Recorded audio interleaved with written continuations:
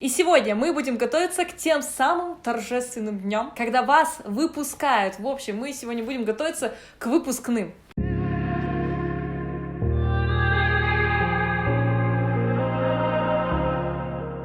Всем привет, и кто меня не знает, я Исулу, и это канал Фэнси Сам Ты. И наконец-то я могу снимать на этом фоне, мне не нужно скрывать от вас свою гороховую стену, поэтому фон заметно изменился, да? Сегодня мы будем шить вечерние платья. Насколько мне известно, скоро грядет сезон выпускных, и эти платья идеально подойдут для этого вечера, или выпускные днем.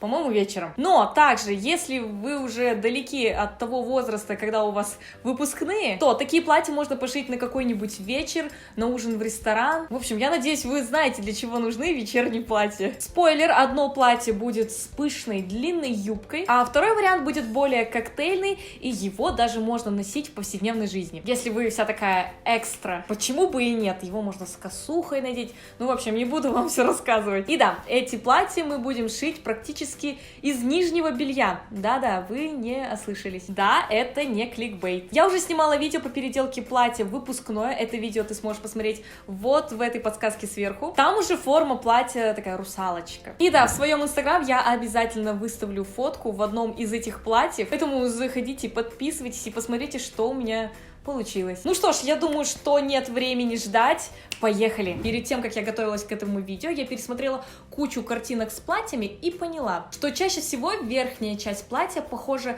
на корсет или боди. Ну да, те, которые продаются в отделах нижнего белья. Главное, чтобы корсет или боди не было слишком вульгарным, и чтобы у него было достаточно плотное кружево. Итак, я купила корсет в магазине белья. Да, это белье. В этот момент мы стали с вами немножечко ближе. Но в этом нет ничего пошлого, кроме этих завязочек. Мне кажется, именно эта деталь выдает этот корсет за белье. Выглядит ужасно. Это нужно распустить. Конечно, все зависит от модельки корсета, который вы купите. И да, избавьтесь от всех бантиков. Атласные бантики — это признак белья. Вот так-то лучше. Готово. Конечно, это все еще выглядит как белье, но ненадолго. Здесь очень красивое кружево, и эти полупрозрачные вставки меня в принципе не смущают. Сейчас будем шить юбку, и для этого нам понадобится вот такая атласная ткань. Она достаточно плотная, но струящаяся. Ширина ткани 1,40 м, длина 2 метра. Ее нужно вот так вот присобрать, но сначала нужно раскроить. Раскладываем ткань на поверхности, у меня это кровать, и отмеряем длину юбки от талии до пола. У меня это 1 метр, да, я маленькая. Плюс оставьте припуски на швы 15 сантиметров. Размечаем ровненько и отрезаем лишнее. Представьте себе, мы справились. Готово!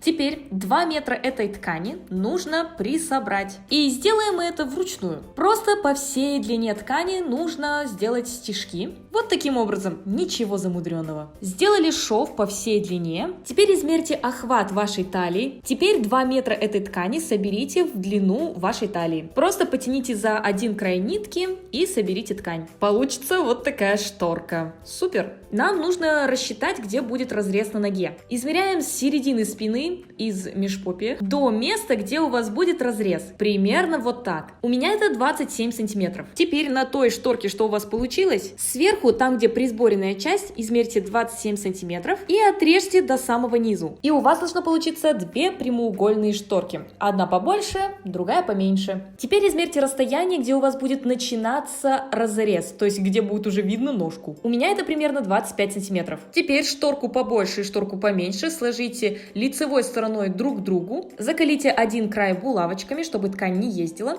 и сверху вниз измерьте 25 сантиметров, и до этой метки сделайте строчку. Кстати говоря, это платье можно сшить даже без швейной машинки. Да-да, это можно сшить вручную. Вообще, я знаю, что у многих нет швейной машинки, но я очень надеюсь, что эти видео вдохновляют вас на шитье, и для меня это незаменимая вещь. Но при желании можно сделать все вручную. Учтите. Итак, готово. Шов сделан. Проутюжьте шов, чтобы ткань стала гладкой. Теперь вам понадобится вот такая клейкая лента. Она продается во всех швейных магазинах. Ее используют для подгибки низа брюк, но мы с помощью этой ленты будем обрабатывать разрез. Я не хочу, чтобы на разрезе ноги был какой-то шов на ткани. Он будет привлекать слишком много внимания к себе. Поэтому мы просто загнем край ткани и проутюжим. И ткань сама приклеится. И вот что у меня получилось. Очень аккуратный и красивый разрез. Да, я в розовых носочках. Ну и что, они мне очень нравятся. Теперь получившуюся юбку с разрезом сложите лицевой стороной друг к другу и прошейте боковой шов. Но немного отступите сверху, чтобы наши бедра влезли в юбку. Зачем это нужно,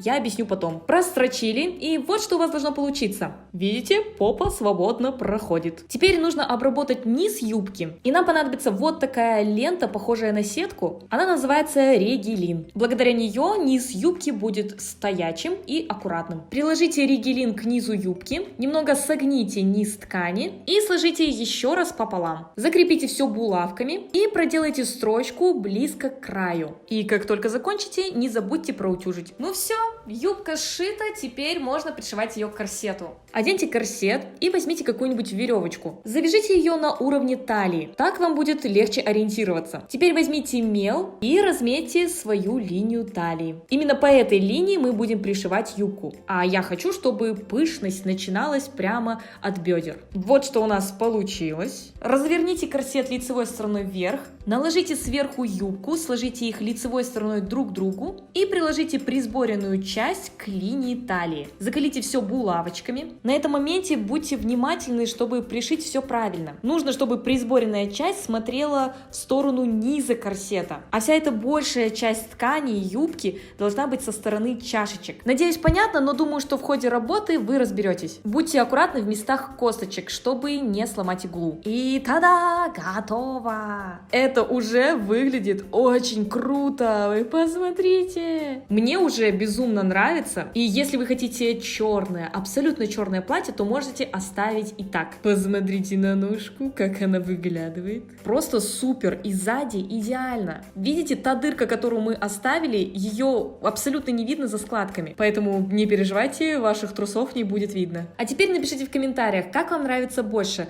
в абсолютно черном варианте или, а что будет дальше, смотрите. Я искала в магазинах нашивки, они там есть, но они такие дорогущие. Просто одна нашивка стоит как метр хорошей ткани. Блин, потом опять все будут говорить, что я беременная. Поэтому, как я обычно выхожу из этой ситуации? Я нашла вот такую кружевную ленту. Эти цветы вышиты на черной сетке. Учтите, если у вас платье черного цвета, то сетка должна быть в цвет платья. Если цветы вышиты на светлой сетке, то эту сетку будет слишком сильно видно и будет некрасиво. Поэтому я просто вырезала все цветочки и получились вот такие нашивки. Этот вариант оказывается гораздо дешевле. Наложите эти нашивки на корсет и посмотрите, как они выглядят лучше. Составьте какой-нибудь узор, какую-то симметрию. Расположите их так, как они будут смотреться лучше всего. Я уже определилась с расположением, поэтому закалываем все булавками и пришиваем все это к платью. Естественно, это лучше делать вручную, чтобы было надежно. Я хотела придать какого-то объему этим нашивкам, и мне очень понравились эти булавки с красными шапочками. Поэтому я решила пришить красные бусинки. Мне кажется, очень красивое сочетание. Главное, не переборщите. Если вы умеете владеть бисером, то можете расшить целую композицию, но я не владею этим, поэтому я ограничилась только красными бусинками. И вот что у меня получилось. Don't tell me why. I know you won't save my life. Save my life. Baby, keep on you making the waves. You and I will never be safe. Для следующего платья вам понадобится вот такая сорочка шелковая на тонких бретельках. На самом деле найти обычную, вот даже без этого кружева сорочку очень сложно. Обычно сорочки бывают с какими-то цветами, либо ужасного качества. Поэтому я сейчас вам покажу, как такую сшить. Это очень просто, только у нас сорочка будет белого цвета. Нужно построить выкройку, и за основу выкройки вы можете взять футболку, которая на вас хорошо сидит. Сложите ее вот таким образом пополам и возьмите какую-нибудь бумагу, пленку, газету, на которую вы будете рисовать выкройку. Прямо на нее кладем берем сложенную пополам футболку и начинаем ее обводить по бокам, сверху, на горловине и линии проймы. Ну, там, где у вас рукава и подмышки. Ну вот, готово. По сути, это основа выкройки. Теперь определите, где у вас середина груди, и измерьте расстояние от бока до этой середины. И теперь разметьте это расстояние на выкройке. Вот он бок. Вот точка, где у нас середина груди. Теперь от той же точки проложите небольшой отрезок вверх. Это примерно 10 сантиметров. Расположите эту точку на выкройке. Она будет вот здесь. И теперь соедините эту точку с двумя точками, те, что снизу. И у вас должен получиться, я не знаю, Бруклинский мост. Треугольник, короче говоря. Теперь вырезаем все это дело. Да, вот так просто строится выкройка. Повторюсь, я не швея, это просто более простой способ. Теперь вам понадобится ткань. У меня она тоже что-то похожее на атлас. Она очень приятная, не тянется, очень дешевая, кстати. Меня это устраивает. Положите ткань лицевой стороной вверх и согните один край. У вас должно получиться что-то типа такого. Приложите сверху выкройку прямо к месту сгиба. Закалите все булавочками, чтобы ничего не ездило, так как выкройка закручивается. И обведите выкройку мелом. Отцепляем все. Не забудьте закалить ткань, чтобы она не ездила. Повторюсь, это очень важно. Теперь от самой верхней точки платья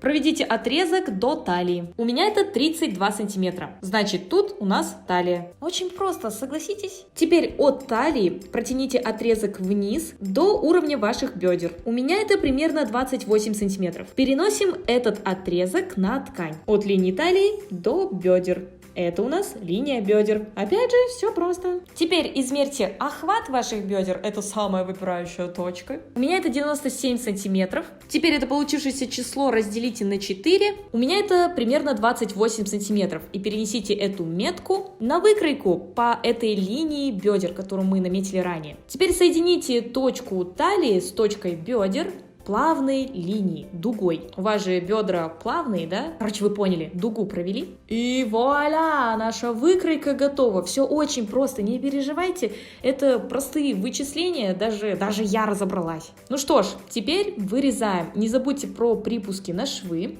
И перед выкройки у нас готов. Чтобы получить спинку, вот она, кстати, я уже вырезала, нужно наложить эту вырезанную деталь на ткань, тоже сложенную вдвое, не забудьте. И вырезать все точно так же, только без этого треугольничка сверху. И вот и все. Спинка и перед готовы. Теперь сложите ткань лицевой стороной друг к другу и прошейте по бокам. Закалите все булавочками, чтобы ничего не ездило. Повторюсь, это уже в который раз. И прошиваем на швейной машинке. Можно это сделать вручную, если у вас большое терпение. По наличию швейной машинки у меня дома можно понять, что у меня терпения нет. Ха-ха. Нужно обработать края, и для этой цели я взяла атласную бейку. Спросите в швейном магазине, она выглядит вот таким образом. Мы ее будем складывать вот так вот пополам. Приложите ее к краю ткани, сложите ее пополам и прострочите по краю. И вот что у меня получилось. Смотрите, как аккуратно. Сначала обработайте середину декольте, а затем оставьте немного бейки свободной, это будут в будущем лямки. Приколите к пику декольте и продолжите обработку края. По боковушке декольте и дальше по спине и вверх. Когда вы дойдете до пика декольте, опять же оставьте немного бейки для бретелек. Я забыла про выточки. Когда я надела уже получившуюся сорочку, то заметила, что в районе груди очень сильно торчало, и сбоку грудь было видно. Поэтому необходимо сделать выточки. Особенно, если вы обладательница пышной груди, это просто must-have. Я примерно на глаз рассчитала выточки, прошила и стало гораздо лучше. Если вы не знаете, как делать выточки, лучше посмотрите в интернете. Это очень просто, поэтому не переживайте. Получилось супер, теперь грудь смотрится нормально. И да, у нас получилась сорочка. Кстати, мне очень нравится, походу я себе сошью сорочку. Уж очень мне понравился итоговый вариант. Конечно, в таком виде на выпускной не пойдешь, но как основа платья супер. Давайте приступим к декору, и для этого вам понадобится бахромушка. У меня бахромушка сделана как будто бы из ниток, а в магазинах иногда продается бахрома как будто бы из шнурков. И мне кажется, что такой вариант больше подходит для каких-нибудь танцевальных платьев. Поэтому, если у вас будет выбор, отдавайте предпочтение ниткам. Так будет смотреться лучше. Теперь эту тесьму с бахромушками пришиваем к краю платье. У нас должно получиться что-то типа зигзага. Пришиваем. И вот что у нас получилось. Первый ряд готов и уже смотрится круто. А следующий ряд мы уже будем располагать на середине этих бахромушек. Вот в этом месте. Длина моих ниток от бахромушек примерно 12 сантиметров, поэтому мы вниз отступим 6 сантиметров и на этом расстоянии будем пришивать следующую бахрому. А уже последующие ряды я разметила линейкой, чтобы все было ровно и симметрично. Получается, наши бахромушки будут М-образные. Все остальные бахромушки будут повторять силуэт декольте. И мне очень нравится этот эффект. Располагать бахрому таким образом гораздо интереснее, если бы мы делали просто все по прямой.